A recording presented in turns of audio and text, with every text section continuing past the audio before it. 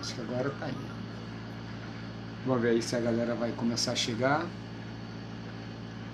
Estamos aí já transmitindo ao vivo para o nosso grupo aí de hebraico, bíblico e cultura judaica lá do Duque Caxias. Vamos ver se alguém já está chegando aí.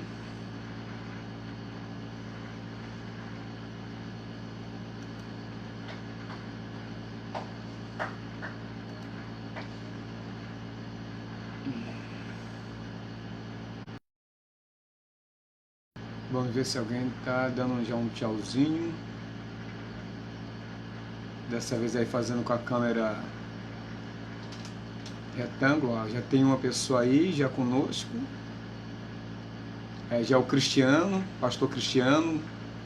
Vê se o som tá aí legal, pastor Cristiano. Vê se o som tá saindo adequadamente. Já tem mais outra pessoa, vamos ver quem é. É a Lu. Com certeza o Cristiano também deve estar ligado junto com ela, que é o esposo dela. Vamos ver a se apresentar. Aí tem o Luquinhas, o Emerson, bom Cristiano, já mandou ali um recadinho.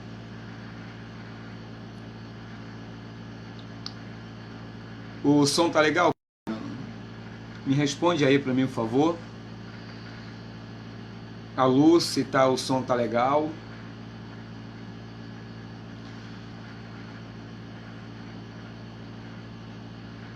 Ah, sim, beleza. Beleza. Ah, e o Cristiano também entrou agora. Ah, tá ótimo, beleza. Shalom, shalom, Cristiano. Vamos ver se a Loura vai entrar também, né? O pastor Marcos, o Lucas e o Emerson. Eu mandei lá o recadinho para eles. Eu não sei se eles estão ligados, tá? Bom, o Cristiano tá achando que tá show o som. A Lu tá achando que está baixo. O Cristiano também falou assim, tá tranquilo. Vamos ver se eu também mandei lá o convite pro Vitor. Vamos ver se ele vai entrar. Tá em cima, filho. Tá? Tua mãe vai dizer aqui pra você o que é. Querida, é um prazer pelo menos receber vocês aqui em parte da minha casa, tá? E a minha família vai ficar bem à vontade, então nossa família está toda aqui reunida. Daqui a pouco chega meu filho, chega a nora, chega a sobrinha da minha esposa, então não se preocupe se houver barulhos aí, não pense que é sonoplastia não, tá ok? E afinal de contas nós estamos em casa. Bom, meus amores, nós estamos aí nessa crise, né? A Lucimar está dizendo que melhorou. De repente é o meu tom de voz, Lu.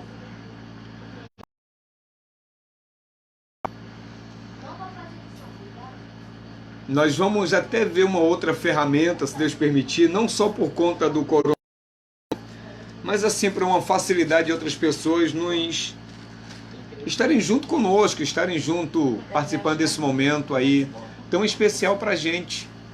Eu quero agradecer a Deus pela vida de vocês e como eu estava falando, nós vamos ver uma ferramenta mais adequada, onde nós possamos nos ver. Até o Luquinhas mesmo estava dando nossa ideia facilitar essa aproximação um com o outro à distância. Eu quero também, querido, pedir perdão a vocês que a minha internet ela é muito ruim. Ruim no sentido de velocidade, tá? Tem momento que ela dá um pique maravilhoso, mas tem momento que ela começa a falhar de maneira desastrosa. Então não saia da sala. Qualquer coisa eu estarei sempre encerrando uma sala e iniciando outra logo na sequência, para que nós possamos aí viabilizar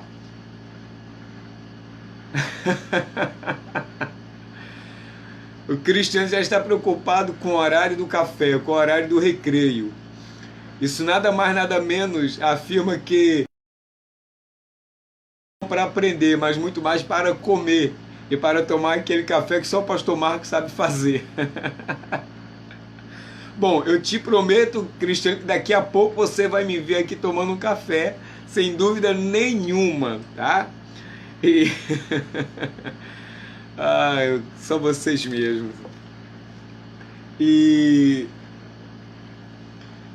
dentro dessa viabilização da ferramenta, nós vamos procurar, até porque eu tenho a pretensão de dar aulas, né, para outras pessoas em outros lugares, e essas ferramentas podem ser assim extremamente importantes para a gente. Meus queridos, nós estamos aí diante do tão conhecido coronavírus, uma praga que tem se alastrado, e o Cristiano ainda está perguntando cadê o bolo.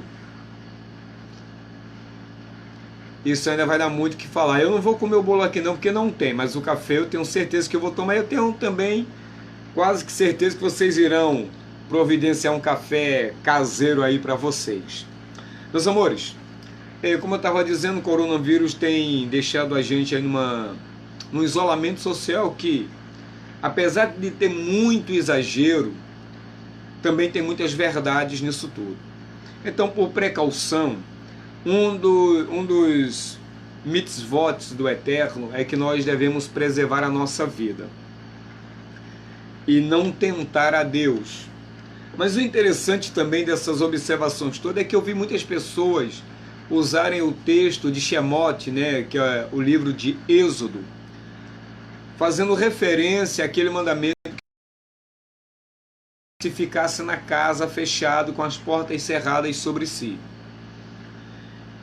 E por incrível que pareça, muito do que vai acontecer, ou daquele que foi registrado dentro do Apocalipse, é muito próximo àquilo que aconteceu realmente no Egito. E não é em vão que nós estamos aí aprendendo, ainda temos muitas coisas para aprender no decorrer dessa caminhada em direção à festa de Pêssar. E eu creio que vai abrir muito a nossa mente. Eu até convido a você, se você desejar, se você tiver condição, de chamar uma pessoa que esteja mais próximo da sua casa, alguém de confiança, que esteja pelo menos isento de um resfriado, para poder estar participando conosco e faça parte dessa grande comunidade, apesar que a aula é diretamente para a gente do nosso seminário, mas que a gente possa dividir com elas algumas coisas interessante para a minha, para a sua, para as nossas vidas espirituais. Na semana passada nós paramos no tópico da parte A, falando sobre os milagres do Êxodo. Nós aprendemos na semana passada que Deus, ele fez uma mistura de estações e fez com que pragas que acontecessem em determinada estação fosse lançada sobre o Egito juntamente, trazendo com aquela estação, e fez aquela mistura. E essa mistura trouxe tremendos problemas para o Misraim, né, para o Egito, a ponto de acabar com a força econômica, acabar com a força bélica, no sentido de muitos soldados morreram, apesar de terem restado muitos soldados, mas uma coisa é muito certa, a economia do Egito foi para o beleléu. E para complicar a situação, quando o povo de Israel fora retirado do Egito, levou toda a fortuna que tinha restado, todas as sobras, que não foi pouca, daquilo que Deus permitiu que a economia guardasse, ficasse em caixa para que pudesse dar um levante. E Israel levou o restante da economia que ficou. Existe aí um alarme até muito coerente, de que a nossa economia daqui a 3, 4 meses, ela pode chegar a um caos. E é interessante que nós, fazendo algum paralelo, eu estou dizendo que qualquer epidemia ou pandemia onde chega, ela provoca um buraco econômico grandioso, em qualquer lugar que ela se estabeleça, seja pelo maior ou pelo menor tempo que ali ela fique. Mas o que me espanta é que a minha esposa me mostrou uma postagem, eu não canso de falar isso, que um rabino, assim que entrou o ano 5780, que é o ano do calendário judaico que nós estamos vivendo, ele disse que haveria uma peste, uma doença que se alastraria e que ela só teria fim, por incrível que pareça, em Pêssar, quando estivesse comemorando a festa da Páscoa. E não sei se vocês já prestaram atenção, já tem esse anúncio televisivo da Páscoa que está se aproximando, e a nossa começa agora dia 8 de abril, e nós já estamos basicamente em contagem regressiva. Tá dando para entender? Se estiver dando aí para entender, querido, a melhor forma de você, claro, se não der para fazer a pergunta, é mandando um joinha ou aqueles coraçãozinhos, tá? E eu vou entender que você está entendendo, que está sendo bom para o seu crescimento espiritual. Essa é uma forma de você me responder a priori. Então vou voltar aqui para o texto para nós dividirmos pelo menos a leitura para vocês. Olha só. A libertação do povo judeu da escravidão egípcia foi antecedida pelas 10 pragas. O propósito das 10 pragas não foi simplesmente devastar o Império Egípcio. Se Deus desejasse, ele poderia ter destruído todo o Egito com uma única praga catastrófica. Na verdade, o propósito dele era demonstrar metodicamente a todos os egípcios e aos israelitas que ele é o dono todo-poderoso do universo. A gente pode até fazer uma mesclagem, mas acho que não convém no momento entre coronavírus, esse caos todo que está tentando perverter a nossa nação. Mas uma coisa precisa ficar muito bem clara para o nosso Brasil, que tem feito chacota com o nome daquele que reina para todo sempre, é que Deus é o Rei Todo-Poderoso, não somente de Israel, mas de todo lugar no mundo. Então, a praga do Egito vai mostrar para os egípcios, vai mostrar para o próprio povo de Israel que Deus tem controle de toda a situação. Não há como ele perder nenhum controle em nenhuma área, em nenhuma região desse planeta. Tudo vai acontecer, como vocês bem sabem, dentro do cronograma e dentro daquilo que o próprio Deus estabeleceu.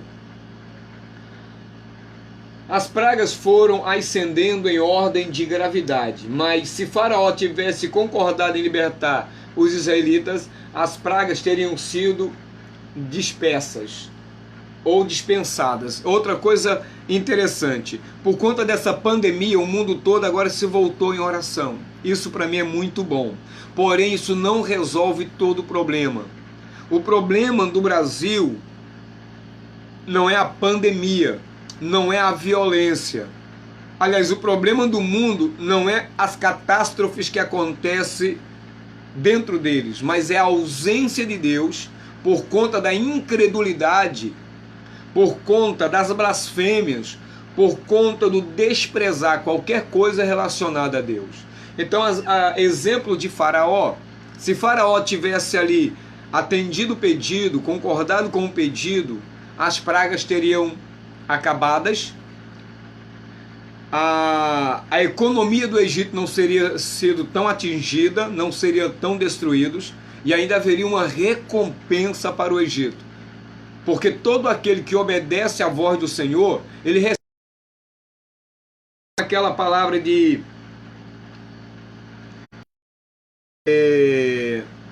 da retribuição. Cada um vai receber segundo o que faz.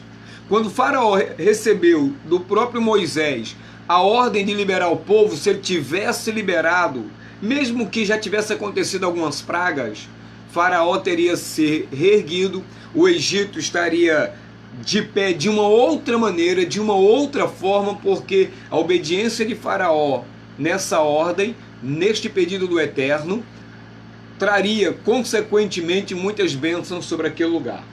Porém, Deus vai endurecer o coração dele gradativamente para que isso não aconteça. Cada praga era mais rigorosa do que a outra, de forma que uma praga severa não seria seguido por uma praga mais leve. Portanto, as pragas foram ascendendo em gravidade, desde as mais leves até a mais grave. Eu estava comentando ontem na live que eu fiz, ou na outra, de anteontem,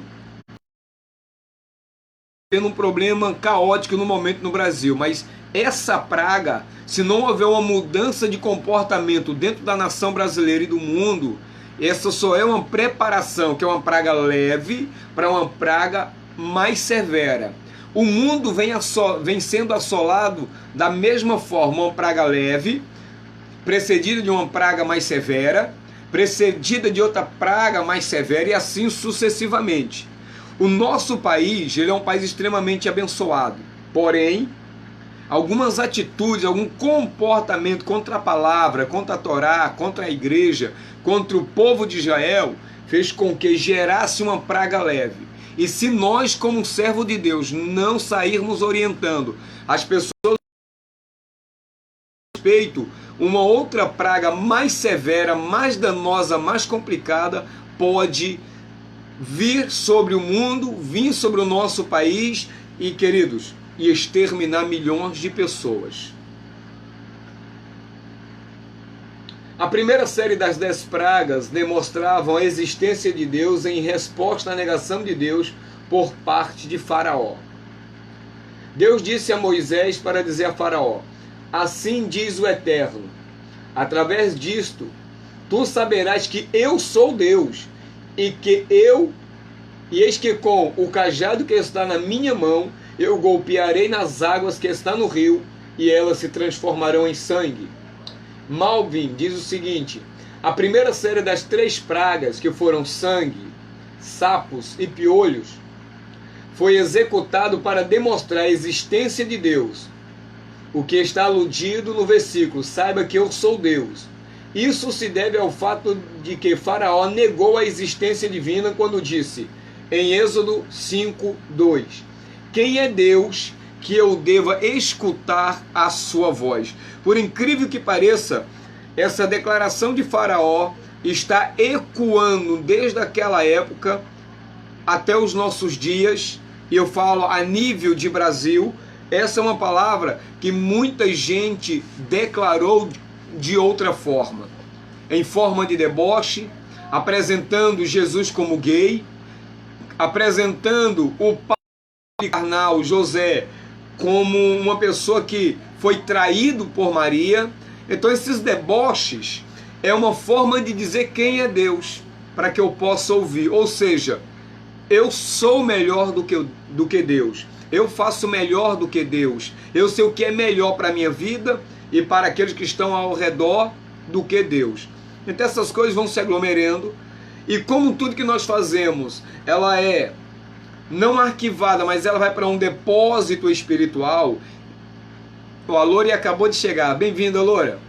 E quando fica nesses depósitos espirituais, nesse banco espiritual, Deus vai acrescentar uma medida de no mínimo 4 vezes como resposta àquilo que nós estamos fazendo. Então, quando o Faraó diz quem é Deus para que eu possa ouvir, as 3 pragas, que está relacionada ali a sangue, piolhos e a dos sapos, é para que todo o Egito, em especial Faraó,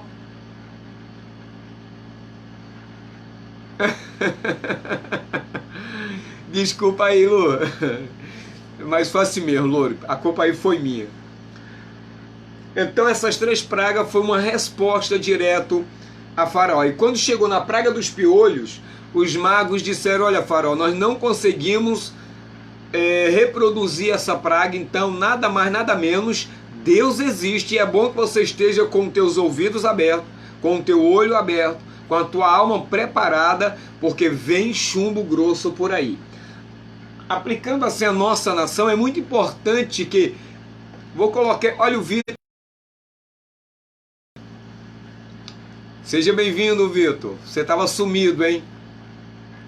Então, como eu estava dizendo, se essa galera que se diz crente não se converter não colocar sua vida em ordem, se eles não se humilharem, se eles não se arrependerem, se eles não buscarem a face do Senhor de maneira conveniente, apropriada, querido, pode se preparar. Eu sei que Deus vai marcar os seus, mas eu também não estou sendo aqui profeta do caos, mas que pode vir uma coisa muito mais drástica, uma coisa muito mais severa.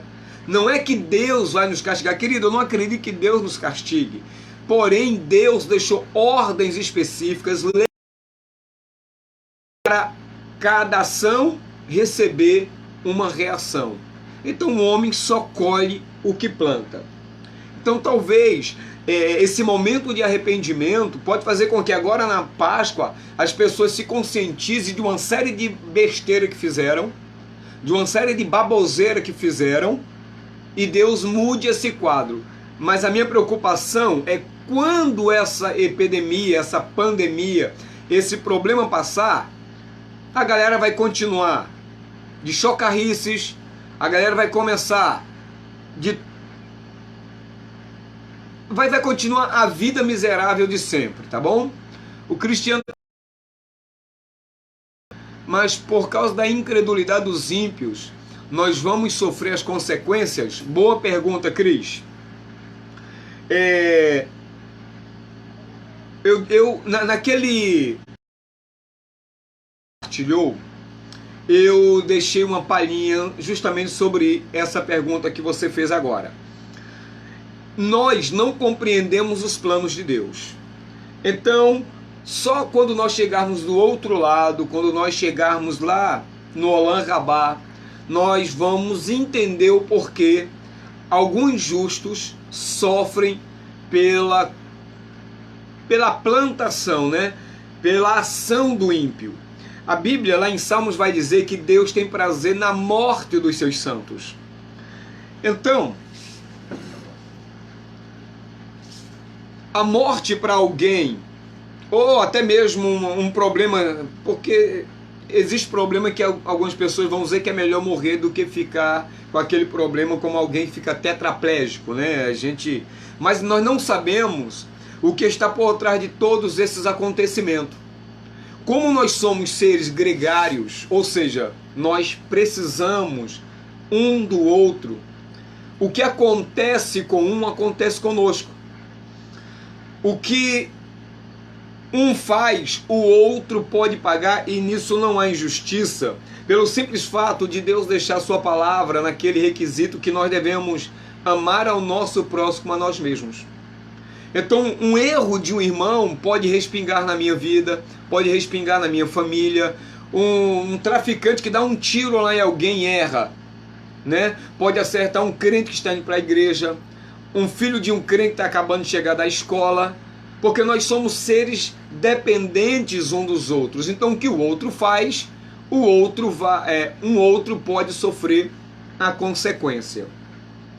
Nós podemos chamar isso de injusto? Não, porque Deus está no controle de cada ação, de cada comportamento. É difícil entendermos isso? Porque nós estamos numa instância carnal, nós estamos na instância material, e enquanto nós estivermos aqui, os nossos olhos estarão sempre vedados para os planos do eterno.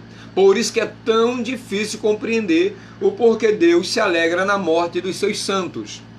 Mas falando ainda de injustiça, que não é a sua pergunta, mas serve como resposta, o próprio Jesus sofreu as consequências dos nossos atos.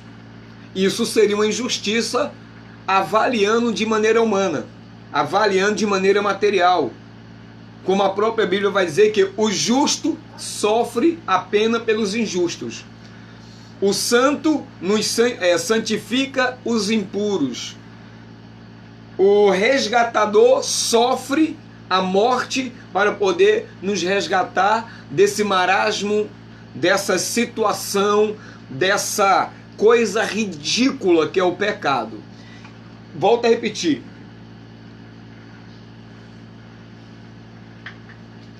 Como nós somos seres gregários, nós dependemos um do outro.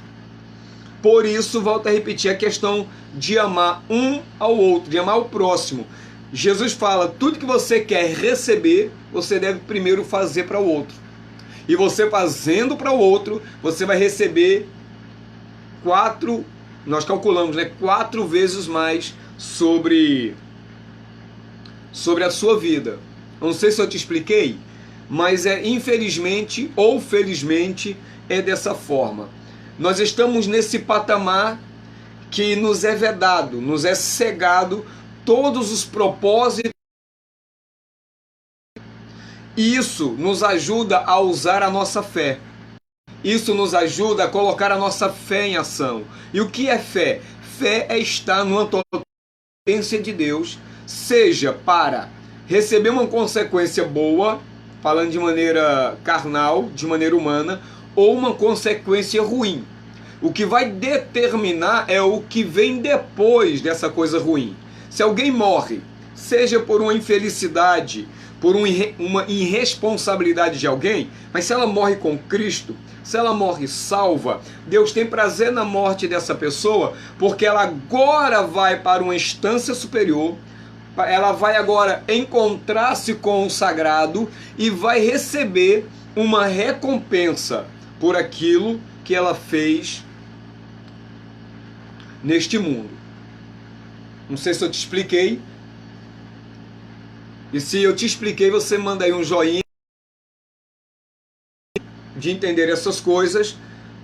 Eu sei que isso demanda um nível de fé muito alto, um nível de fé bem elevado, um nível de fé que não é para todo mundo, por isso que fé não é de todos. A Bíblia vai dizer justamente isso. Se eu procurar uma Bíblia online aqui para... Se alguém quiser ir me ajudar, querido, pode me ajudar, tá? Onde o texto vai dizer que a fé não é de todos.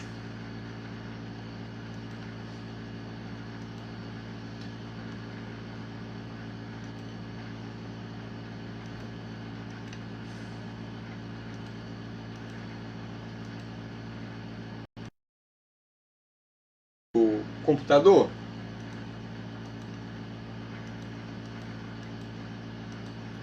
Eu estou aqui num teclado virtual e é chatinho a beça.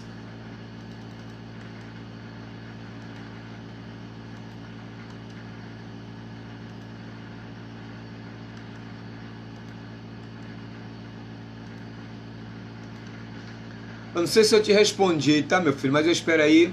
O Lucas está dizendo assim, olha, de certa forma serve como prova no juízo, tanto para o justo como para os injustos. Exatamente.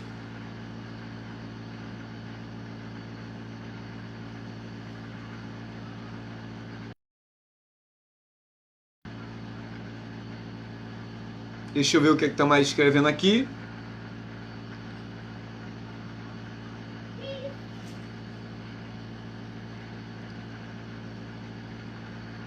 Pode mandar suas perguntas. Ah, legal. Valeu. Foi bom, Cristiano. Agora...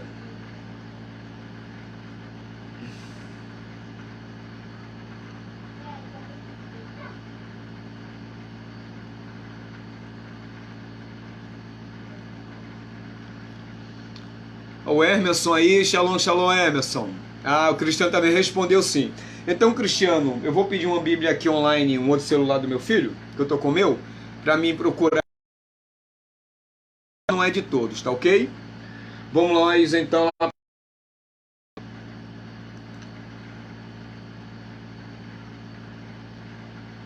A segunda série de pragas demonstrou a providência divina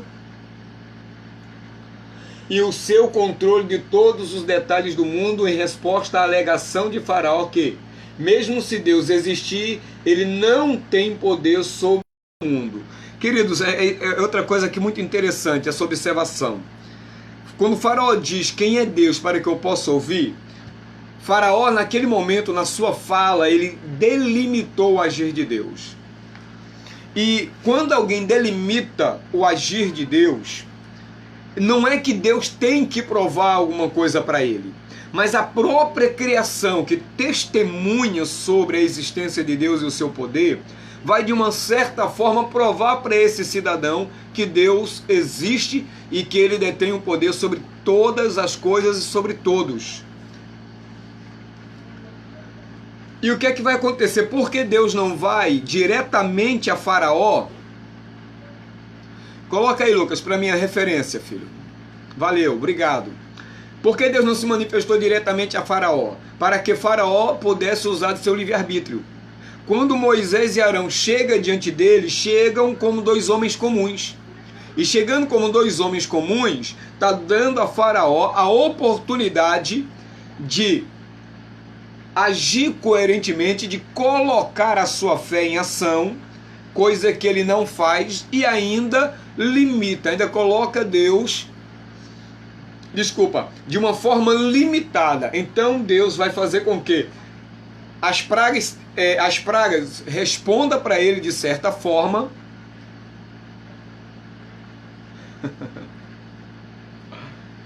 as pragas respondam para ele de certa forma, e também outras pragas agora vão vir a contribuir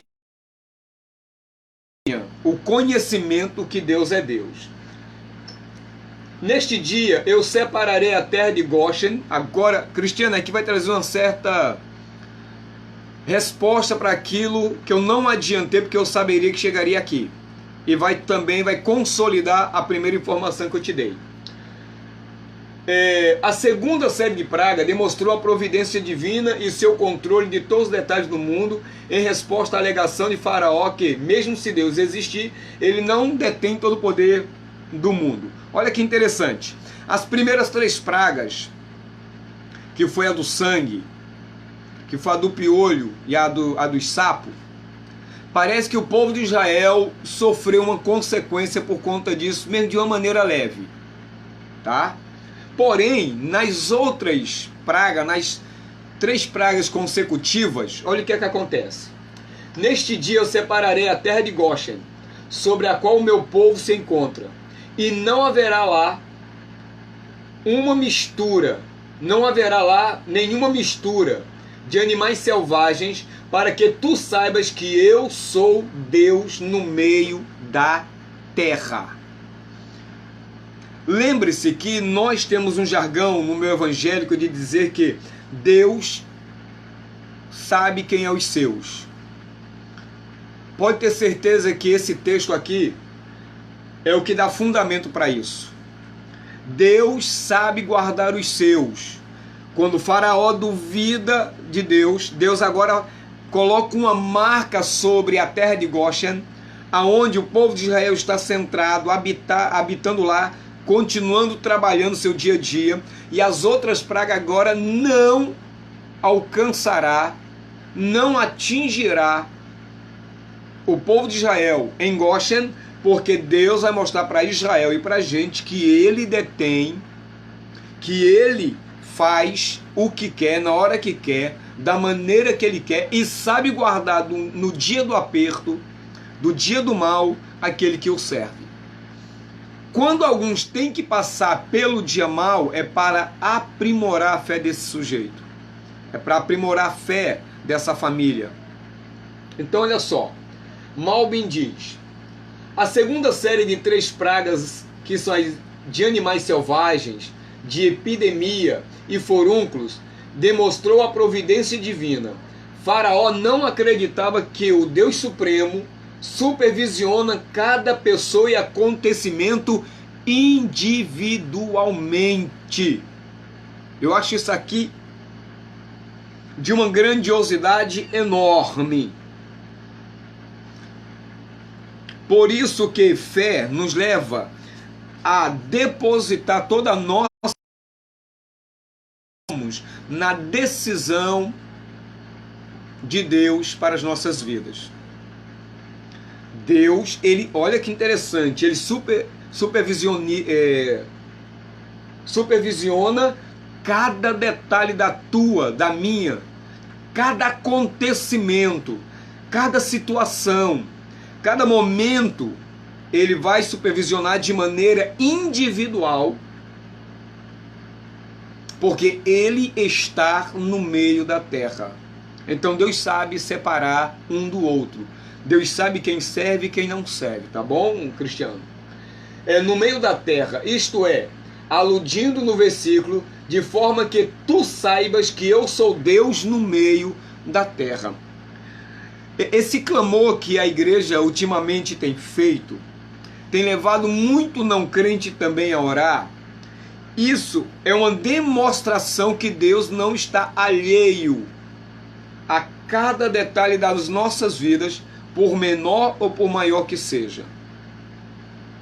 Deus está tomando conta do mundo, tomando conta das nações, tomando conta do seu povo e fazendo separação entre quem serve e quem não serve. Se tiver de morrer dois, o que serve e o que não serve, vamos supor que morram os dois. Deus está supervisionando cada detalhe dessas duas vidas e cada um vai receber uma situação diferente. Espero que esteja ficando claro, ok? Malbin também diz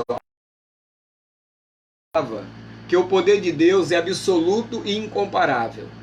Em resposta à alegação de Faraó que mesmo se Deus possui os poderes, outros deuses possuem os mesmos poderes. Pois dessa vez eu mandarei as minhas pragas contra o teu coração e sobre os teus servos e o teu povo, de forma que tu saibas que não há ninguém como eu em todo o mundo.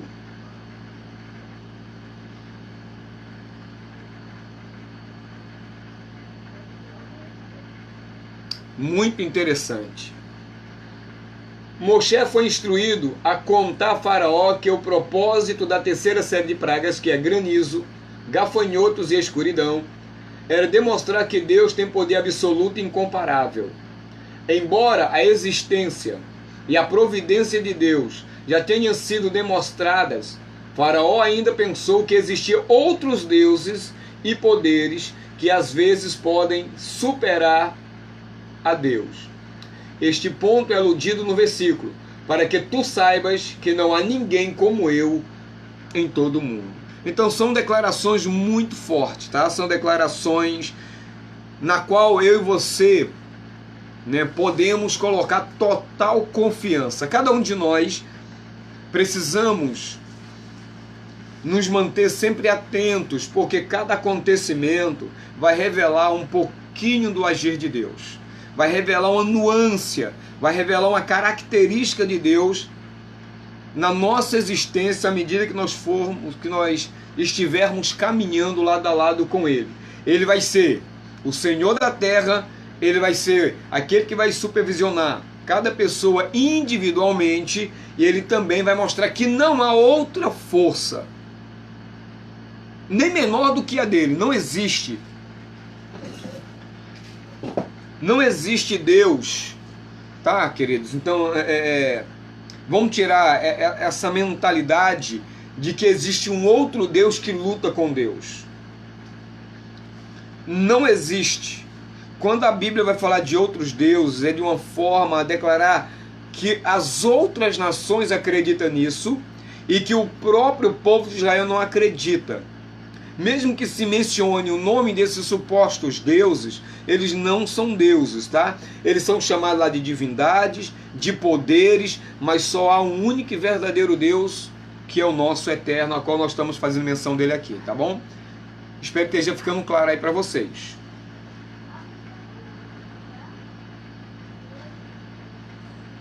Eu vou aqui ler uma tabela das pragas, tá bom?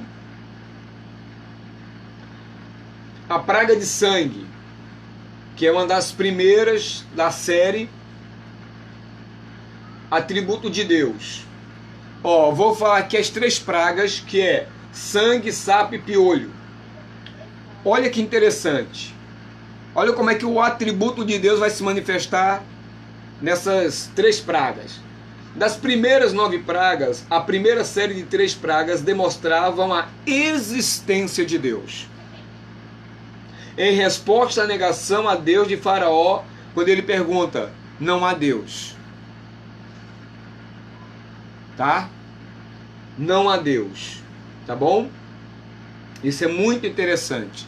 O Lucas colocou aqui, ó, não existe enoteísmo, é isso aí. Enoteísmo acredita em Deus único e numa força próxima de Deus, tá bom? É diferente, como ele colocou ali, do monoteísmo. Monoteísmo só acredita unicamente em Deus, tá bom?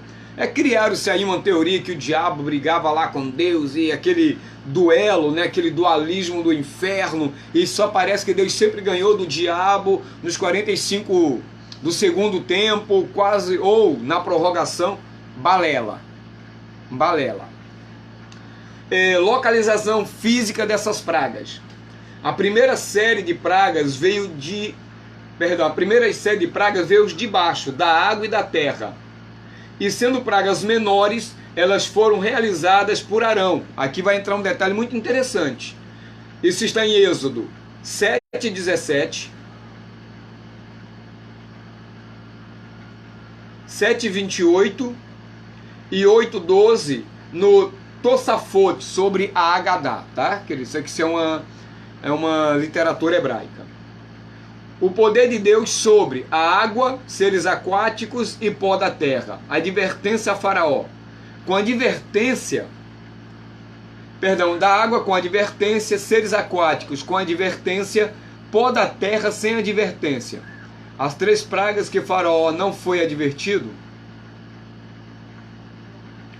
causaram dor e desconforto, mas não eram ameaça à vida, como diz Ramban e Narmânides, que são comentadores da Torá. Não vou entrar aqui em detalhes não, para não ganhar tempo. As outras 3 pragas, que são animais selvagens, epidemia e furúnculo, atributo de Deus. A segunda série demonstrava a providência e o controle de Deus de todos os detalhes do mundo. As primeiras 3 pragas revelam a existência, e as outras 3 pragas, animais selvagens, epidemia e furúnculo, o controle absoluto de Deus sobre todas as coisas.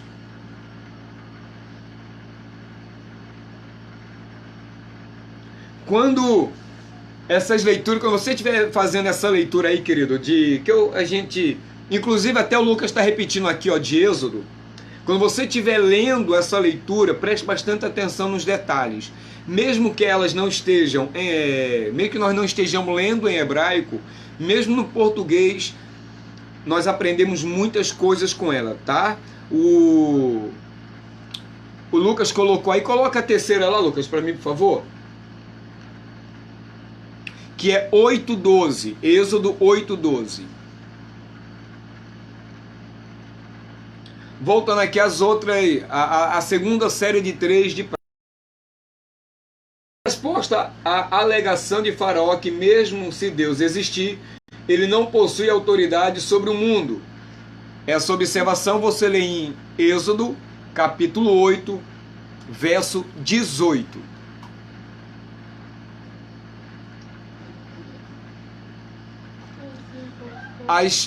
A terceira série de 3 pragas, que é granizo, gafanhoto e escuridão. A terceira série demonstra que o poder de Deus é absoluto e incomparável. Em resposta à alegação de Faraó que mesmo se Deus tem poderes, outros deuses possuem mesmo poderes. Isso você pode ler em Êxodo, capítulo 9, verso 14. Essas últimas 4 pragas vieram do céu, sendo as pragas mais elevadas. Elas foram realizadas pelo próprio Deus. Vou repetir: Êxodo 9:18, Êxodo 10:4, Êxodo 10:21 e 12, verso 12. Aí estão as referências, tá bom?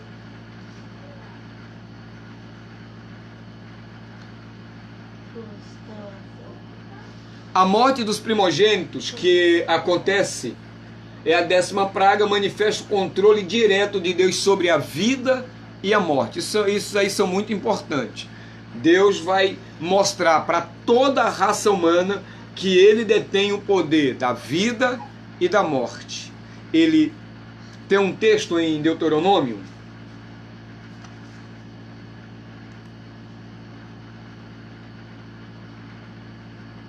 É Deuteronômio, meu eterno.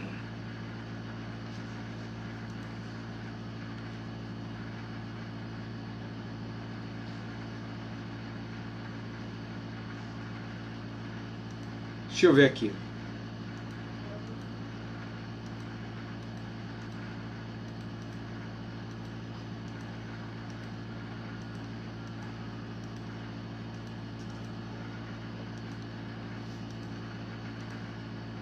É muito ruim não ter um...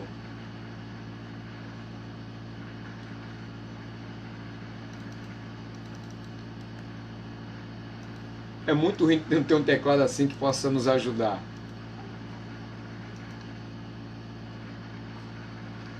Então, o Eterno, ele detém todo o controle, tá bom? Querem fazer alguma pergunta aí, meus amores?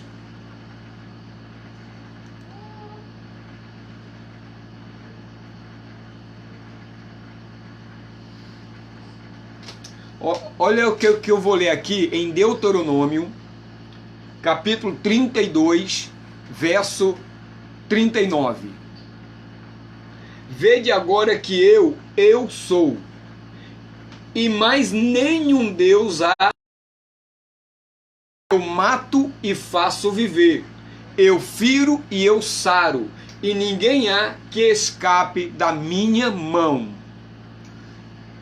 Você pode ler isso em Deuteronômio 32, verso 39.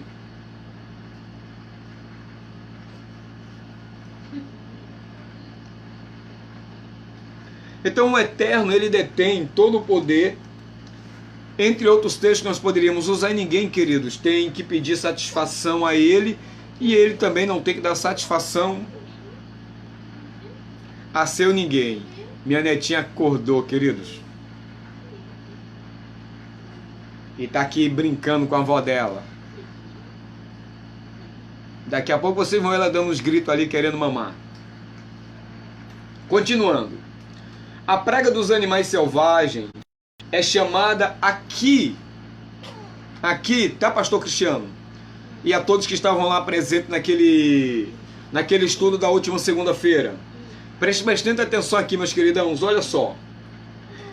Em Êxodo 8:17, o Rabino Yosef Salant, ele fala que a praga dos animais selvagens é chamada de mistura, já que o milagre era que os animais das diferentes espécies, ambos de climas muito frio e muito quente, coexistiram em uma única mistura.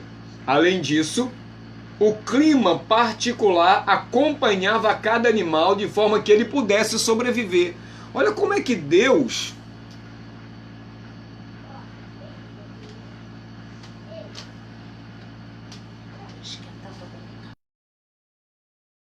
agora me deu um mi da preposição hebraica. Geralmente mi é da parte de. Não sei se é isso que você está me perguntando em hebraico, tá? Mas a preposição mi, ela indica justamente a direção. Eu vim da parte de fulano, né? Eu vim do pastor Valdécio, eu estou aqui em nome do pastor Valdécio, coisa do tipo, tá bom? Bom, olha que interessante. Quando Deus mandou as pragas dos animais selvagens, houve uma coisa extremamente interessante. Havia animais de estação muito fria, e animais de estações muito quentes. Isso fez com que cada...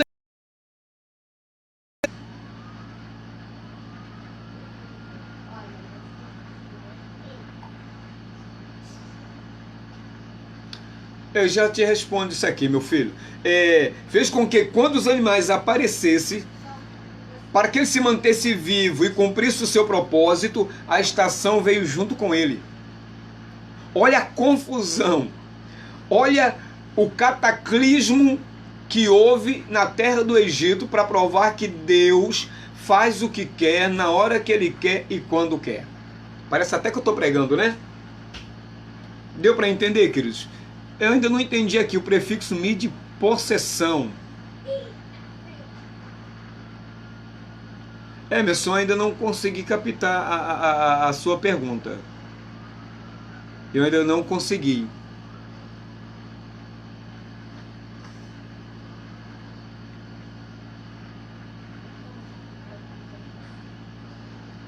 O prefixo mi de possessão.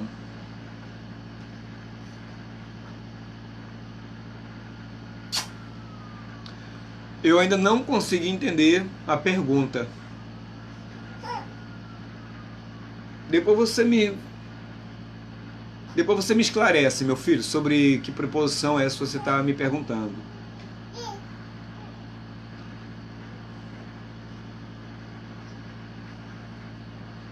Continuando aqui enquanto o Emerson se prontifica ali, tá?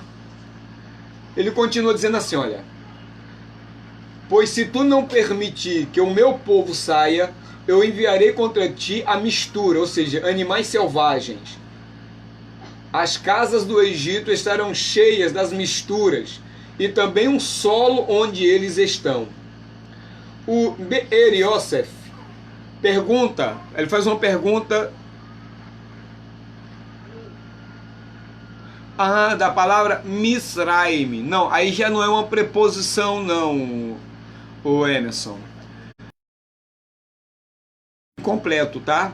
Ele tem a ver com deter, com segurar, com limitar, sabe? Ele tem o Egito, a palavra Misraim, ele tinha um poder de cercar, de inibir, tá bom?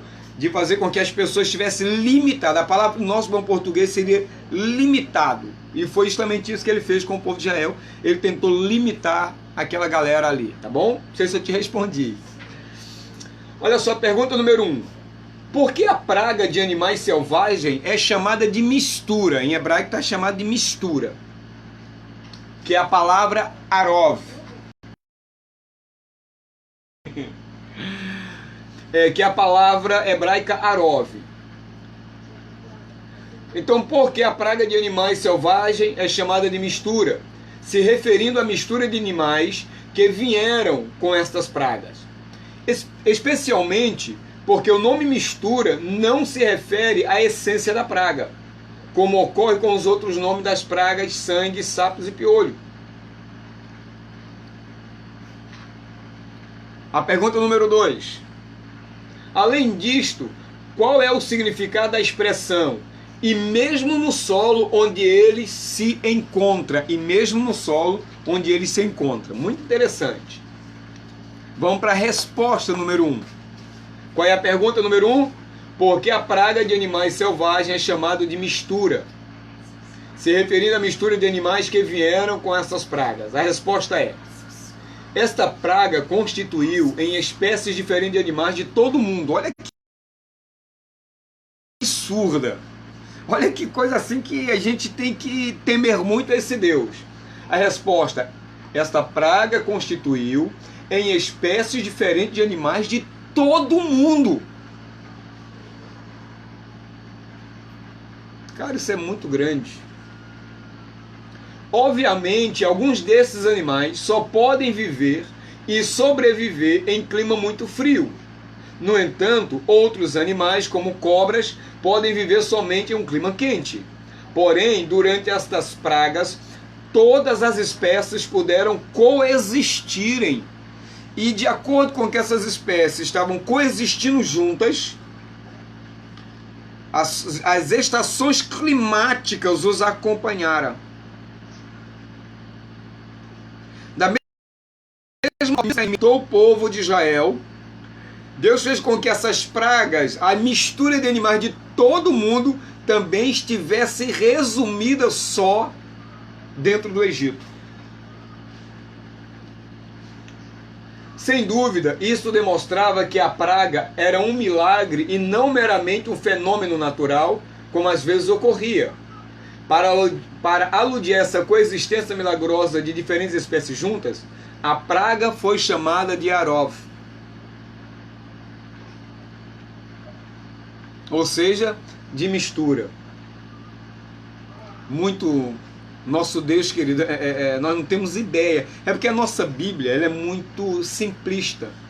Então nós não temos ideia do que aconteceu de uma maneira mais que na nossa tradução seja relatos gigantescos, mas você percebe como o hebraico ajuda, como a sabedoria dos sábios nos elucida coisas fantásticas.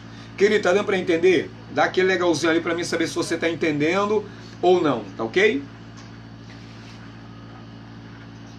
A segunda resposta.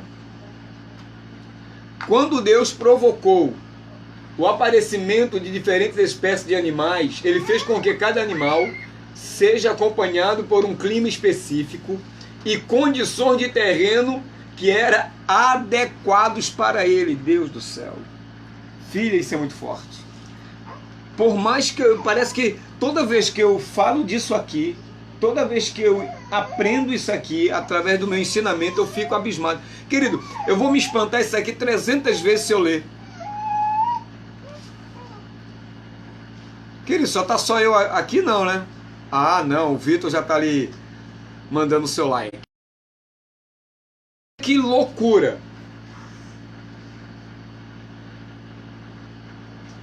Quando Deus provocou o aparecimento de diferentes espécies de animais, ele fez com que cada animal seja acompanhado por um clima específico e condições de terreno que eram adequadas a eles. Cara, isso é triste. Cada animal ele precisa de um terreno específico, de um clima específico. E o aparecimento desses animais dentro do Mizraim, lá dentro do Egito, trouxe não só o clima, mas também o ambiente, também o terreno que esse animal selvagem precisava. Querido, coronavírus, a AIDS ou qualquer praga não é nada. Não é nada. Loura, eu não entendi. Não entendeu? É isso? Você entendeu, minha flor?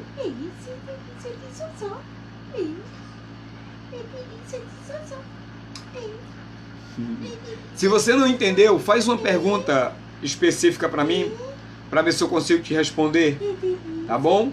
Eu vou continuar lendo aqui, qualquer coisa eu paro e te respondo, se eu puder te responder, tá bom?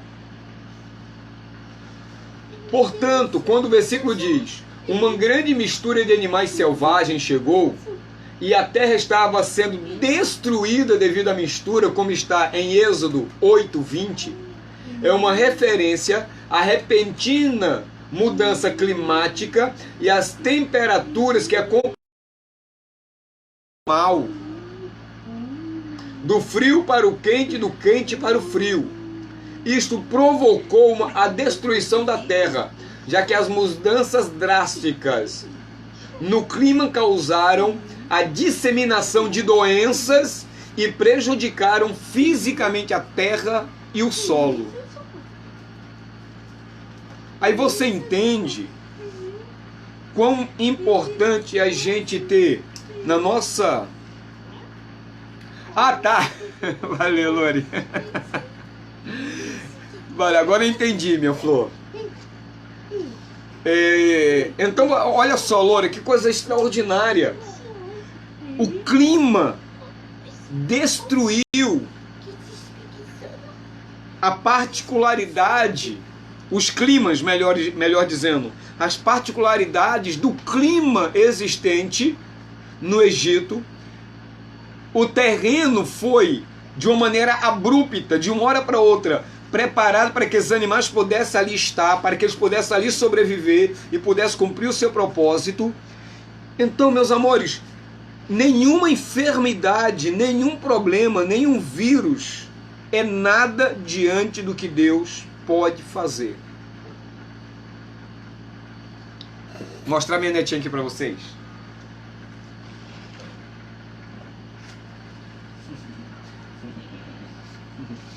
Olha quem tá aqui. Olha. Olha como ela é enxerida, ó. Já tá querendo mexer ali no... Já tá querendo mexer no telecado do Jojo. Já tá atrapalhando aqui a aula. Dá um tchauzinho para eles aí.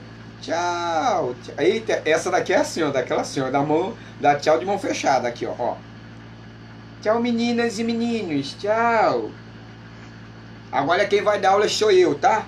Prepara aí os corações. Toma.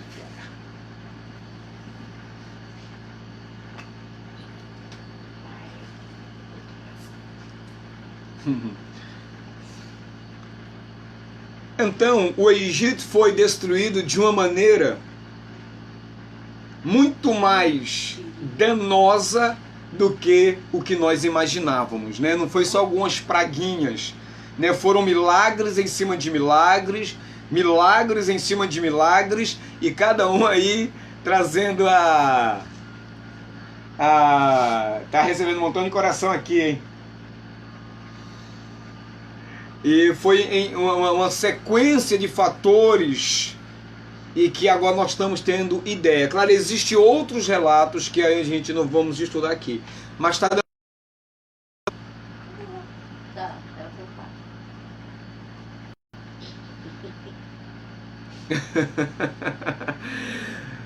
O Lutz falou assim, dá tchau de mão fechada.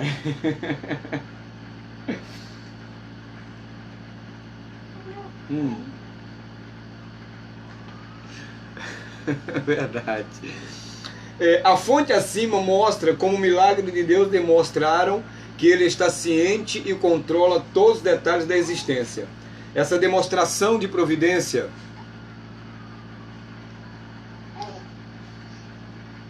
Obrigado, Lu, pelo parabéns aí da minha netinha. Eu vou levar ela para vocês conhecer. Essa demonstração da providência divina chegou ao seu clímax com a morte dos primogênitos egípcios, na qual Deus sabia quem eles eram, mesmo em relacionamentos adúlteros e secretos. Como o Talmud descreve, eu sou quem discerniu entre a gota do sêmen que concebeu um primogênito e o que não concebeu um primogênito. Está em Bava Metzia 61b. Queridos, eu acho isso aqui também muito interessante.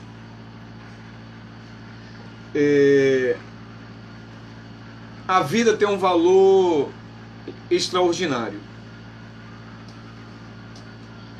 A vida, ela, para Deus, ela é extremamente valiosa, valorosa demais.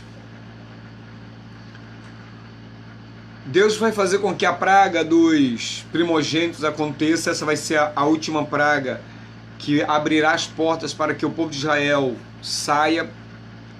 Ela vai abrir as portas para que não só o Am Israel, né, o povo de Israel saia, mas como também aquelas pessoas que estão em volta dele, que de uma certa forma viram tudo aquilo que aconteceu e acreditaram na Kadosh Baruch Hu e preferiram seguir o caminho dos sábios. Mas o interessante é que mesmo que Deus vá ceifar a vida daqueles primogênitos que ali estavam no farol, por uma série de fatores que nós iremos descobrir, é importante também a gente compreender que mesmo uma vida que seja fruto de um abuso sexual, como estupro, essa vida tem um valor gigantesco para Deus. Nós não sabemos, o que eu costumo sempre dizer nas aulas, nós não sabemos deduzir a priori o que essa vida vai ser e como Deus vai usá-la. Tem muita gente que sofre, nunca tiveram uma boa vida e nós não sabemos por quê. Outras nunca trabalharam na vida e desfrutam de uma vida bilionária que nós achamos que é injustiça, mas nós não sabemos o que está por trás disso tudo, qual o objetivo disso tudo. Deus não nos revela tudo. E quando Ele faz os primogênitos, Ele sabe o que está fazendo. Tá? E não, eu sei que algumas pessoas, não é o nosso caso, mas algumas pessoas questionam a Deus e acha que Deus é um carrasca, é um cara severo. Quando na verdade nosso Deus é amoroso e tudo que Ele faz é movido em amor, mesmo que nós não entendamos. Olha só, a parte da manifestação milagrosa das pragas, havia outro milagre que ocorreu. Peraí, é isso aí. A parte das manifestações milagrosas das pragas, havia outro milagre que ocorreu justo antes deles saírem do Egito. Deus ordenou que cada família judia pegasse um cordeiro, que os egípcios viam como seu Deus, e o sacrificasse na noite da praga do primogênito. Isso está em Êxodo 12, 3. Como a interpretação rabínica relata, Moisés respondeu com uma grande preocupação: Senhor do universo, como eu posso fazer isto? Tu não sabes que o cordeiro é um deus egípcio? Isso está em um tratado chamado de Shemot Rabbah 16.3. E aqui é uma literatura específica judaica. Vamos entender essa questão agora. Este acontecimento milagroso é o motivo pelo qual o Shabat antes de Pessah é chamado de Shabat Hagadol, ou seja, o grande Shabat, como é explicado na próxima fonte. Eu não vou me deter muito na explicação aqui não, tá, querido? Nessa parte aqui. O motivo pelo qual o Shabat antes de Pessah é chamado de Shabat Gadol, grande sábado, é devido ao grande milagre que ocorreu nele. Os judeus pegaram o sacrifício de Pessah no Egito no dia 10 de Nissan, como o versículo traz, em Êxodo 12:3, que diz: no 10º dia deste mês, pegarão para vocês um cordeiro para cada família, um cordeiro para cada casa. Os judeus saíram do Egito em uma quinta-feira, como está escrito no Seder Olam, capítulo 5. Sendo assim, o dia 10 desse mês foi um Shabat. Quando Deus ordenou que o povo de Israel pegasse um cordeiro, eles ficaram muito temerosos porque haveria um grande problema com o povo do Egito, visto que o cordeiro era um dos deuses Mor, lá daquele território. Então Moisés perguntou: mas Senhor, se nós fizermos isso, isso vai trazer um problema para a gente. Então, quando chega nesse dia, nós vamos ver o milagre que aconteceu, tá? Calma aí. Quando chega nesse dia, que foi um dia de Shabat, eles foram e pegaram esse cordeiro.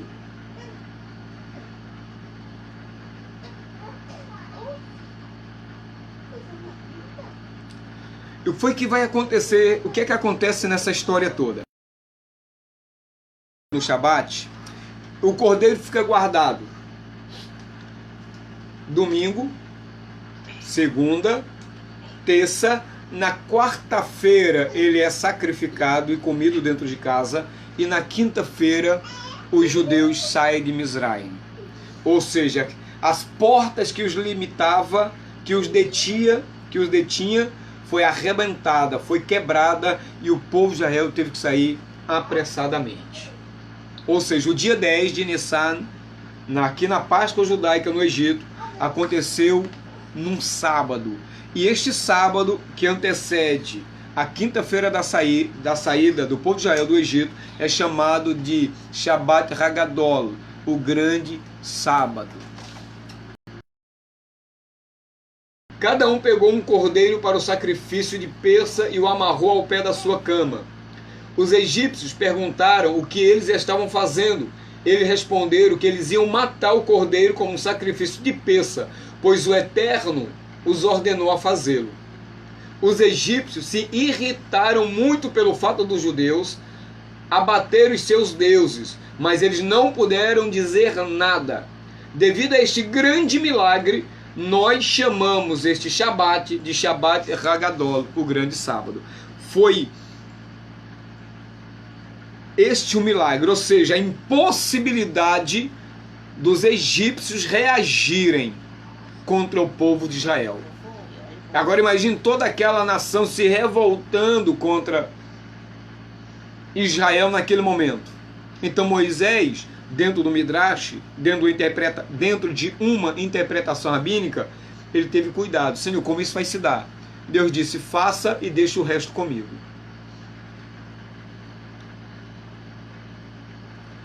O que tornou este acontecimento, inclusive mais milagroso, foi que os judeus pensaram que o fato de matar os cordeiros egípcios provocaria uma morte certa. Porém, na verdade, foi este mesmo ato que os salvou da morte. O milagre, o pivô desse milagre, né, o centro desse milagre do povo egípcio não se revoltar contra Israel, é porque esse cordeiro era a declaração de liberdade que o povo de Israel estava assinando.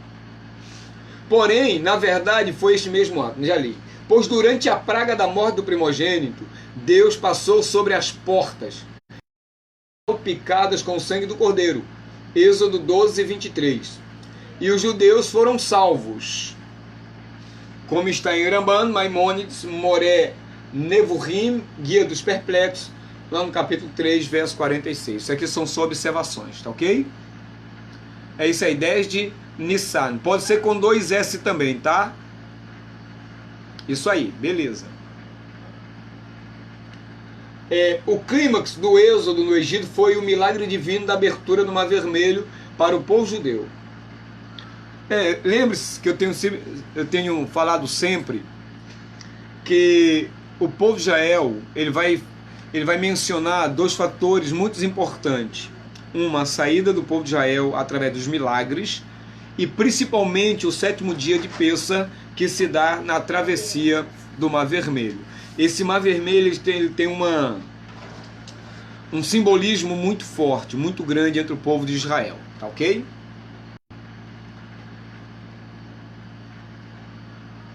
Vou repetir.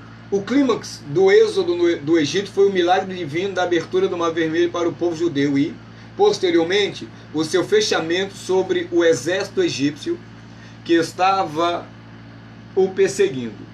Pouco depois de cruzarem o mar, os judeus foram atacados pelo povo de Amaleque, que eles derrotaram durante um dia de batalha prolongado de forma divina. Quando Deus milagrosamente deteve a trajetória do sol. Não, li errado, peraí, queridos.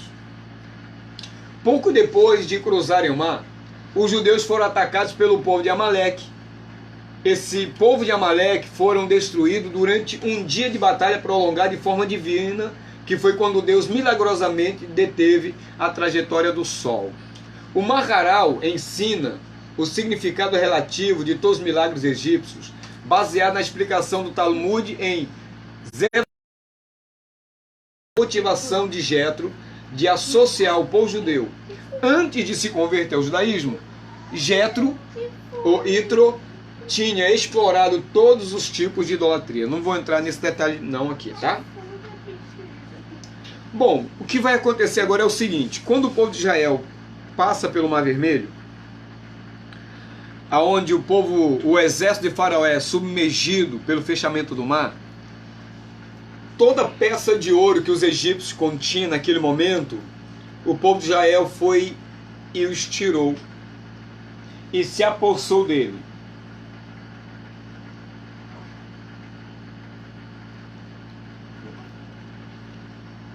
Após a travessia do Mar Vermelho, ele se depara com Amaleque.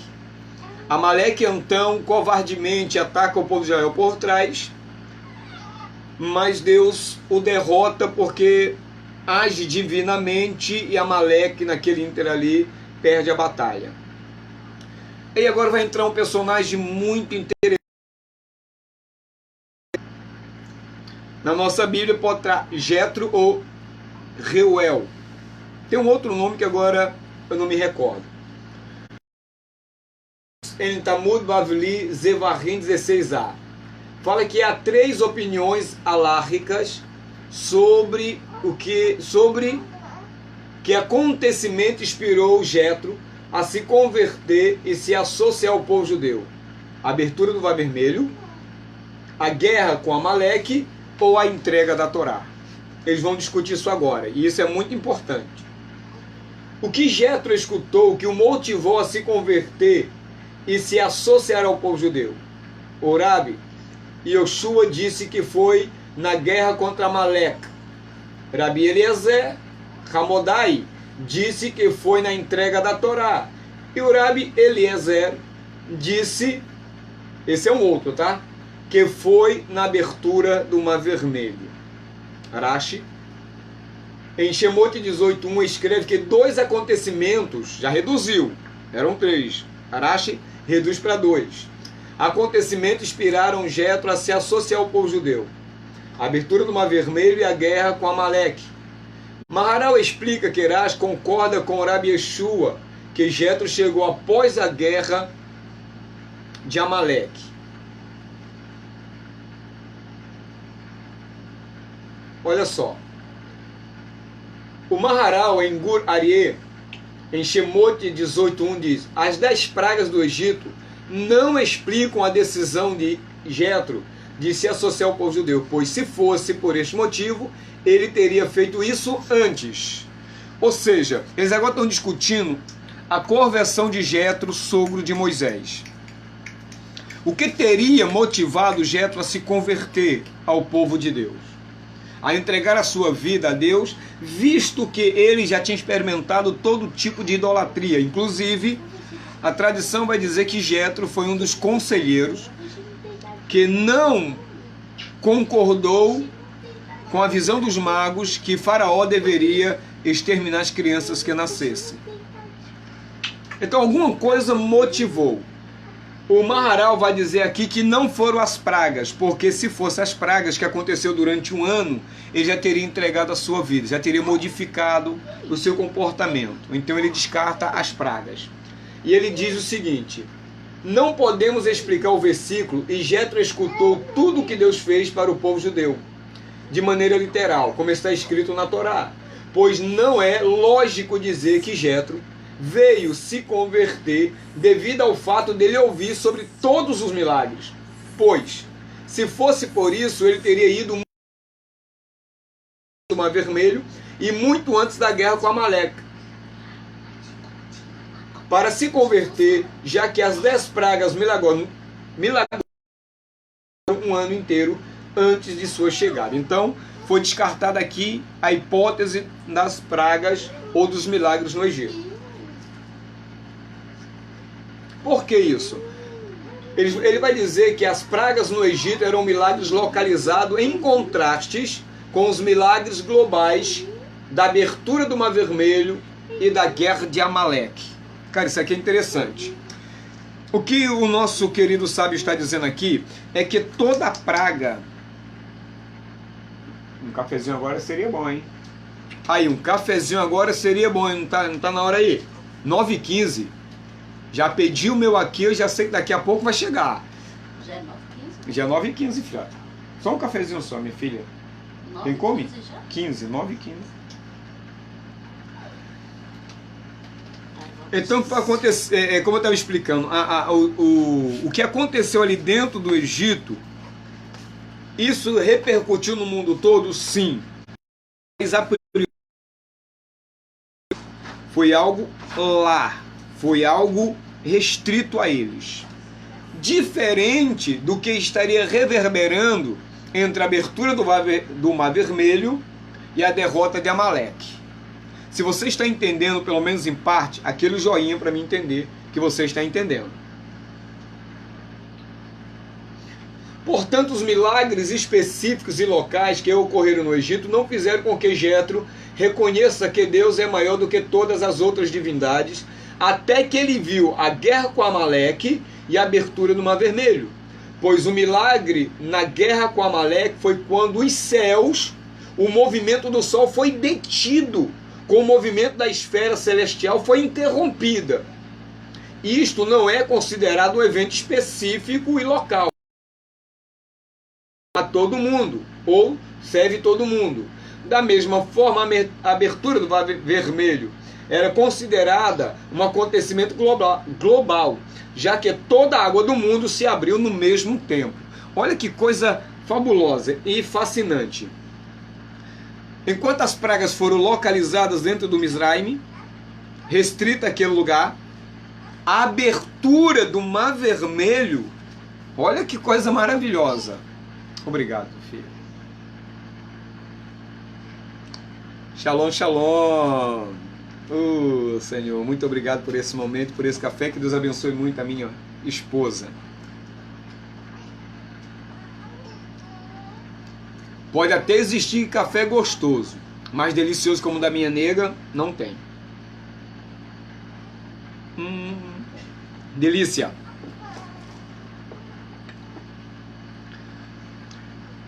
Então, quando o povo de Israel vai passar pelo Mar Vermelho, que o mar se abre, todas as fontes do mundo repetiram no mesmo instante esse milagre. Olha que coisa fabulosa, seguindo a lógica aqui dos sábios. De igual modo, a mesma coisa, de forma global, é isso que precisa ficar claro, é que quando Deus foi destruir Amaleque, o sol e tudo relacionado à engrenagem universal parou. Isso nenhum outro Deus seria e nunca será capaz de fazer, porque não existe outro além do nosso Kadosh Baruch Hu. Tremendo, né? Coisa assim fantástica. Específico. Vamos lá. Se a abertura do Mar Vermelho foi um milagre global, esperou a guerra com Amaleque para se converter. Por que ele não se converteu logo? Os sábios dizem: você pode se perguntar por que Jetro precisava esperar pelo milagre que ocorreu na guerra com Amaleque para se converter, depois que ele percebeu que a abertura do Mar Vermelho foi um milagre global. A resposta é que, embora a abertura do Mar Vermelho tenha sido um milagre global e não localizado, ainda assim ele foi realizado na esfera terrestre e não na esfera superior. Jetro então precisava saber que Deus é Deus tanto nos céus, transcendente, quanto na terra. A guerra com Amaleque provou a Jetro que Deus é também governador dos céus.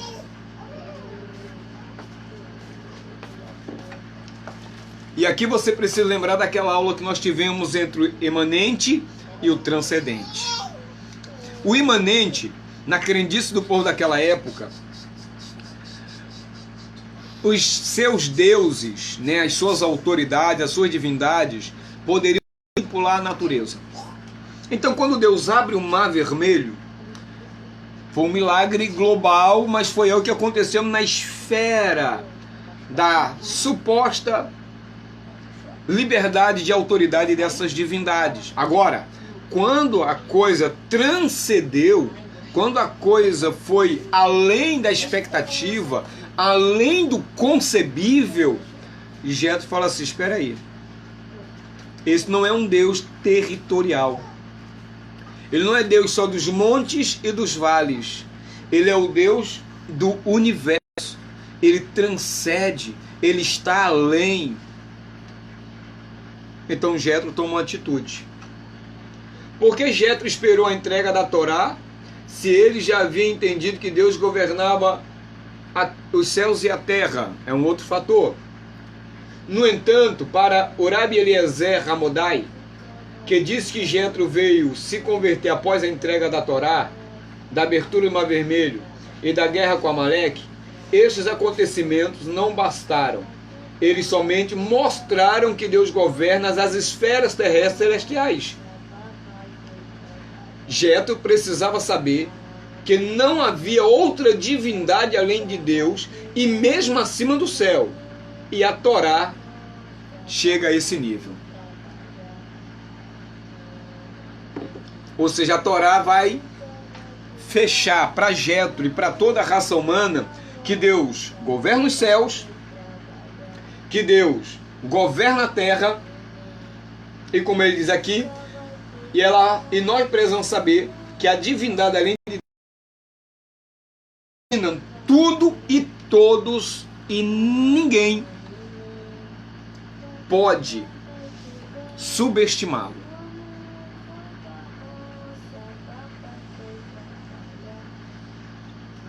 Tá dando, queridos, tá dando para entender? Sim ou não?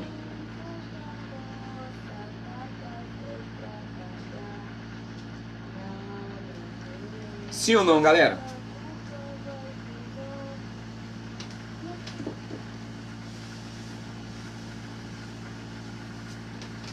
Aí.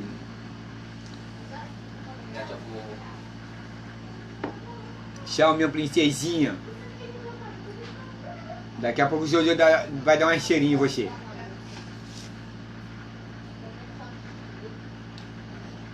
Tá dando pra entender, né?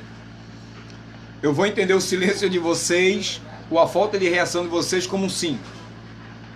Na parte B, vamos aprender sobre as lições que os milagres nos ensinam. O rabino Yeroham Levovitz fala que o propósito dos milagres do Êxodo era para nos ensinar que o que nós vemos com os nossos olhos é somente um nível superficial de existência.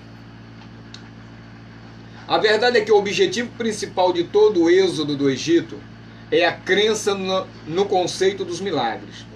A ideia principal é saber e reconhecer que no coração da existência há uma essência espiritual. Temos que saber que a existência não é só o que nós vemos com os nossos olhos humanos ou com os nossos sentidos físicos. A materialidade que nós vemos na criação é só a vestimenta da existência genuína. Qual é a essência verdadeira da existência?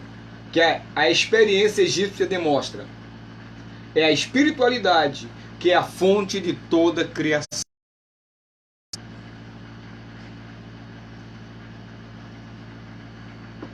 Queridos,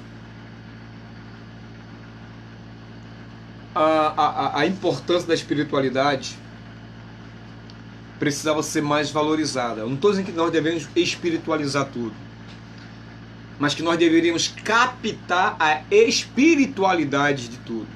Por exemplo, nós temos aqui esse papel, tá vendo?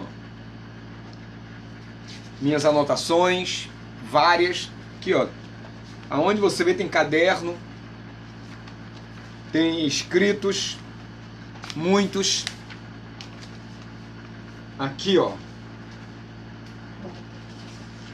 mas eu tenho muita coisa.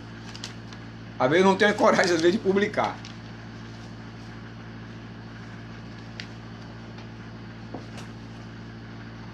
Para mim e para você, esse aqui pode ser um mero escrito. Pode ser um papel comum.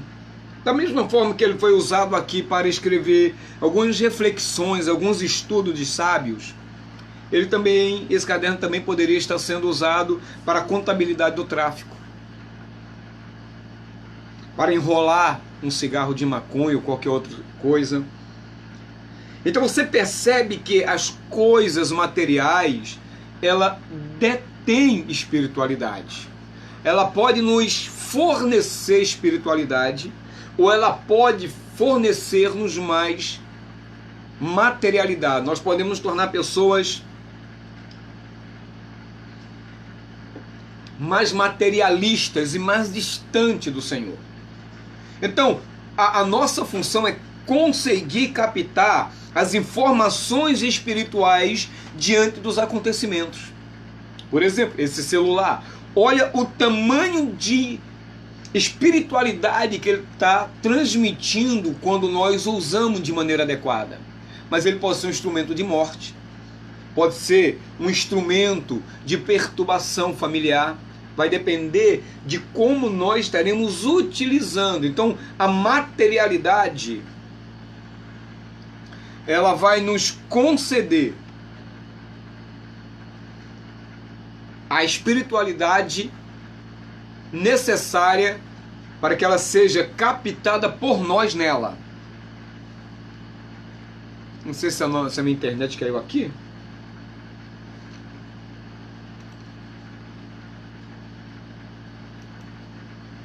Parece que a minha... Não, caiu não. Voltando aqui, os filhos, que você tinha caído, eu fiquei preocupado.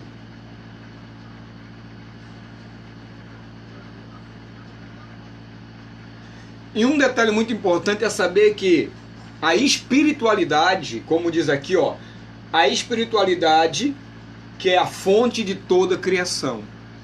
Então tudo, ó, por exemplo, essa pequena caneca que eu ganhei numa pregação que eu fiz no domingo retrasado, ela representa uma matéria, mas aqui tem a vida de alguém, o suor de alguém, o tempo de alguém, a alma de alguém. E quando eu estou a utilizando, eu estou embutindo nela as minhas digitais, a minha energia térmica, eu estou transmitindo para ela de certa forma a minha alma, a minha espiritualidade. Então é bom a gente olhar a criação com um olhar e pedir a Deus que abra mais os nossos olhos para compreendermos as Escrituras. Então não sei se eu estou pregando muito, eu não sei se eu estou sendo didático. Querido, mas está dando para entender? Confirma aí para mim, por favor. O rabino Avigdor Miller fala que cada praga continha ensinamentos sobre Deus. Vamos ver aqui, ó. As 10 pragas foram 10 provas para Israel, para testar se eles aprenderiam corretamente as lições que elas ensinavam. Presta bem atenção. O quadro que nós estamos vivendo vai passar. Agora, se nós não aprendermos nada com ela, supostamente foi uma praga inútil. Como qualquer adversidade, como qualquer problemática, nós precisamos aprendermos com os testes que nós passamos nessa vida. Todas as pragas tinham ensinamentos em comum, além do propósito individual de cada praga. Entre os ensinamentos gerados das pragas, estavam as seguintes: para estar mais consciente de Deus. Essa é a primeira observação. As pragas serviram para trazer mais consciência de Deus. 2. Para demonstrar que Israel era o povo escolhido de Deus, separado do Egito e de todos os povos. 3. Para demonstrar o vazio da idolatria a falsos deuses, que eram incapazes de proteger inclusive a eles mesmos. E 4. Para que Israel se tornasse extremamente grato, de forma que eles aceitassem a Torá com entusiasmo e permaneçam leais a ela de maneira eterna. Então nós precisamos captar essas informações, essas lições. Não vou me deter aqui não. O Rabino Akiva Tatz, em um livro 2, fala que os milagres do Êxodo nos ensinam que a ordem natural do povo judeu está acima da ordem natural do mundo. Portanto, a noite que lembra os milagres do Egito é chamado de noite do Seder, ou seja, da noite da ordem. Nós falamos um pouquinho na aula passada sobre isso, que o povo de Israel, ela vive no sobrenatural. Você percebe que os grandes acontecimentos de Deus no mundo foi através de Israel.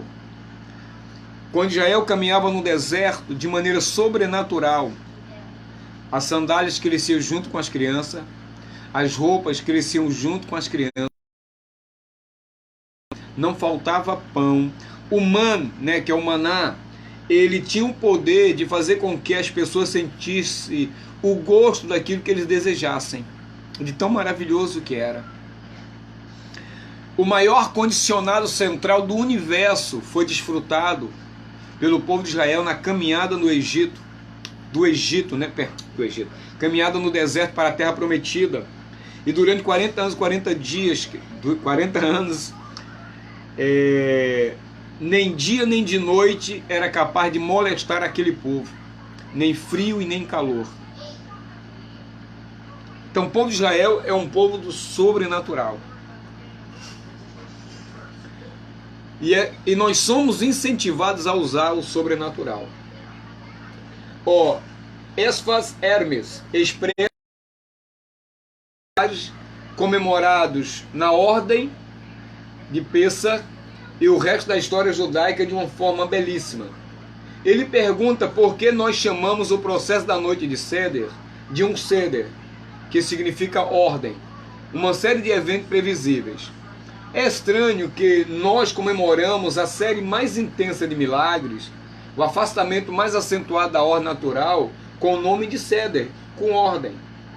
A resposta é inesquecível. A resposta é mais ou menos essa aqui, olha. Para o povo judeu, a nossa ordem natural é milagrosa. Essa é a resposta. Nós temos uma ordem de milagres. Nós fomos formados em circunstâncias impossíveis, em circunstâncias concebidos em uma fogueira de milagres. Nascido além do tempo, nós nunca podemos cair no natural, pois fazê-lo seria o pior deterioramento, quase que não sai, seria transformar a matzá em hametz, ou seja, seria transformar o pão sem fermento em fermento. Seria fatal para nós. Seria fatal. Então, realmente, o povo de Israel é um povo sobrenatural, escolhido de maneira sobrenatural, vive de maneira sobrenatural. Tudo que o mundo espera foi prometido a Israel, porque Israel é o povo sobrenatural de Deus, e eu louvo ao Eterno que estamos enxertados neles. Como Davi Ben Gurion comentou certa vez em uma entrevista na Colômbia, na CBS, fica mais fácil, uma rede de rádio e televisão americana, no dia 5 de outubro de 1956, entre aspas, em Israel, para ser israelita, é preciso acreditar em milagres.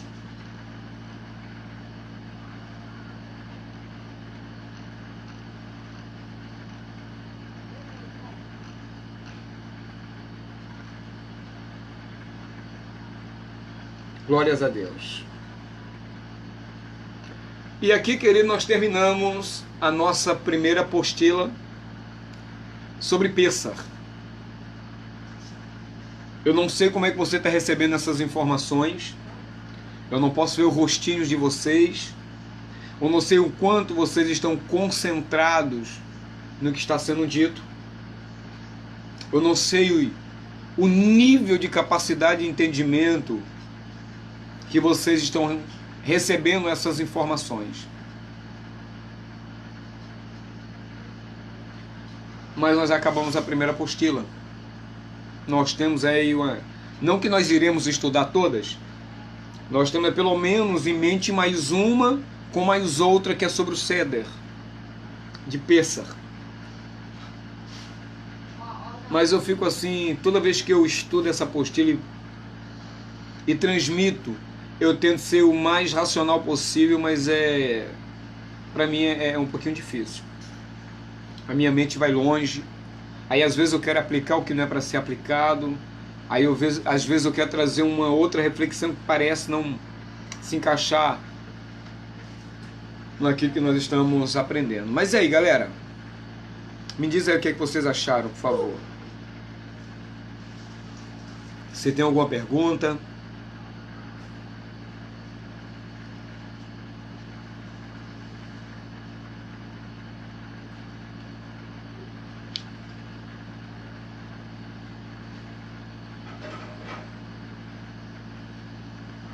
Acho que na próxima aula a gente vai, eu pretendo de repente falar sobre o Seder de Pessah, já que está muito em cima.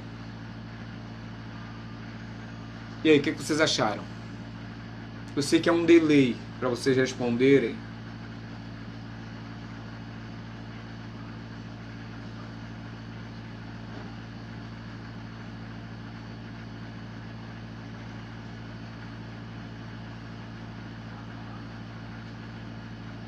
E aí?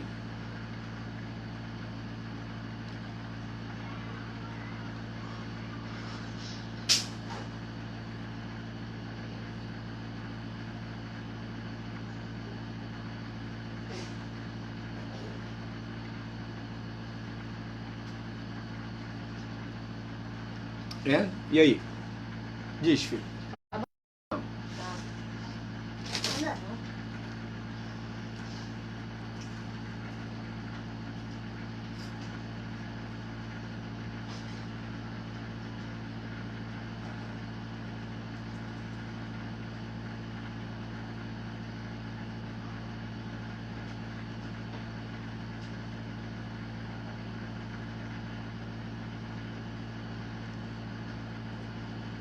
Não quero fazer nenhuma pergunta.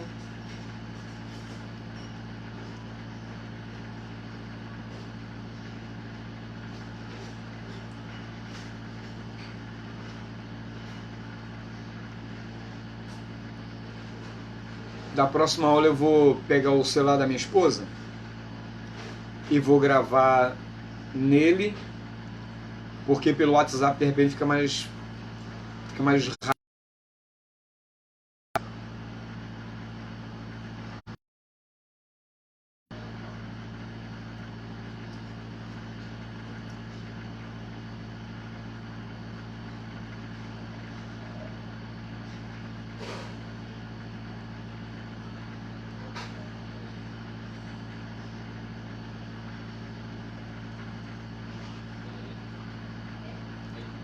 Nenhuma pergunta?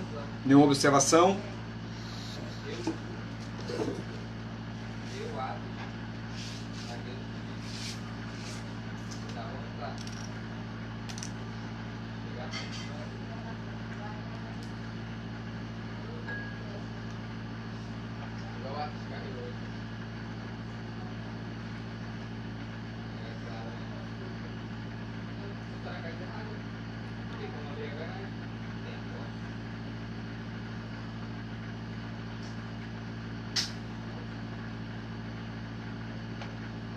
E aí?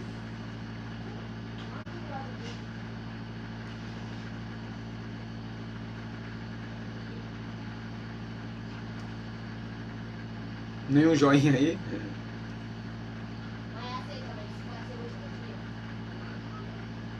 Luquinhas, Pastor Cristiano, Loura.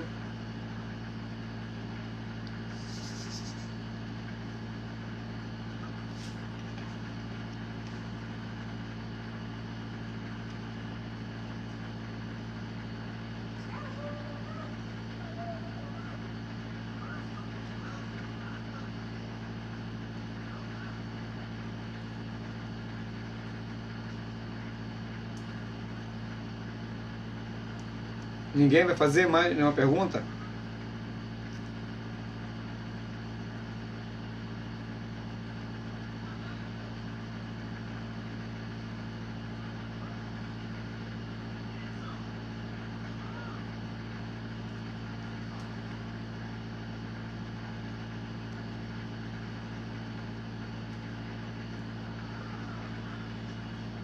Já são 9h41.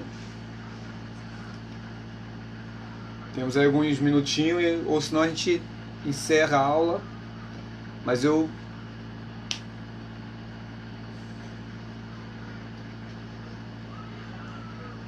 Pelo menos tem 4 alunos, pelo menos no meu visor aqui tem 4 alunos aí com a gente. Não sei quais.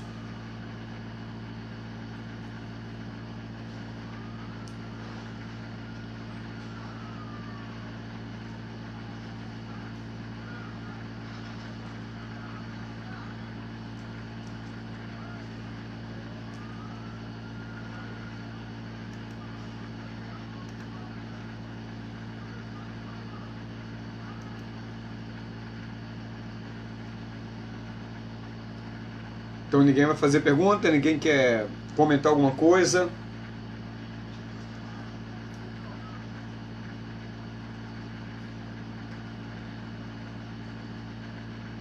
Bom, galera, então como ninguém está querendo fazer nenhuma pergunta,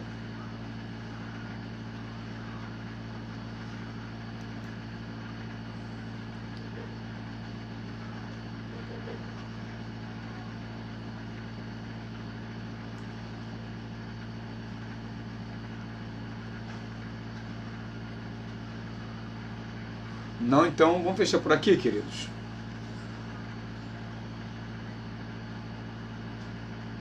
Vamos encerrar a aula por aqui? Sim, não?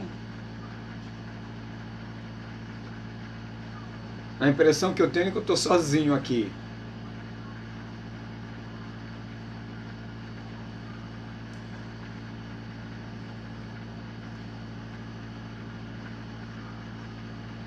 Luquinhas, tá me ouvindo aí?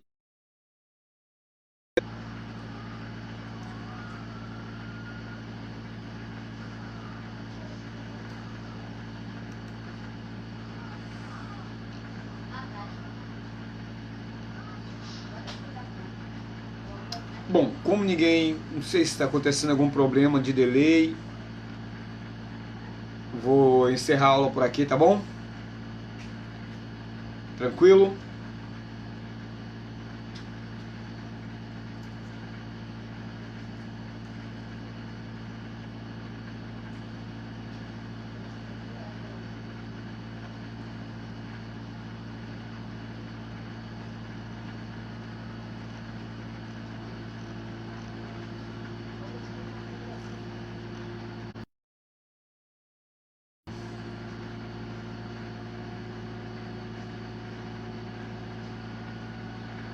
Bom, meus amigos, por conta da... não sei se tem algum problema com a minha conexão, então vou encerrar aqui. Louvo a Deus pela vida de vocês, que Deus abençoe a todos. Shalom Uvrachá. E vamos ver um outro dia dessa semana, se vocês quiserem, para a gente adiantar o processo do Pessah. Tá? Vocês concordarem, vocês falem comigo. E na sequência eu estarei aí abençoando vocês, tá bom? Então, meu filho, Shalom Vrahá. Deixa eu ver se o Lucas vai responder agora. Apareceu ali, não sei se deu uma travada, não sei o que foi que aconteceu.